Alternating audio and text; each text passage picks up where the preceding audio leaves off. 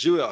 Vrnili se bomo v težki čas čarovnic in coprnic ter zaplavali v domišljijo Pregljovega dela Coprnica pod gradom.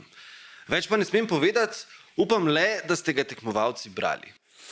Dobro, hvala za enkrat, Žan. Jaz pa vas sprašujem, kdo je protagonist mladinskega leposlovnega dela Coprnica pod gradom? Je to A. Primož Trubar, B. Janez Vajkard Valvazor, C. France Prešeren ali D. Ivan Cankar? Ivan Cankar je pisal. On je pisal v knjigah. Primož Trubar je bil prej. Kdo? Ja, zdajle vam pride prav poznanje zgodovine kot slovenščine. A in B, menite rumeni A, vijoličasti B. Žan Strle, Kranjski sapiens, ima kdo prav?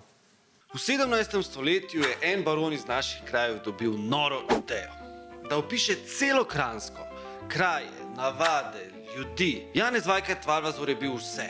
Popotnik, risar, vojak, tehnik, naravoslovec, temu rečemo polihistor.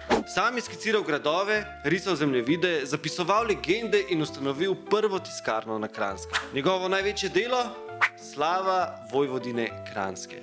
Več kot 3500 strani znanja, grafik in zgodb.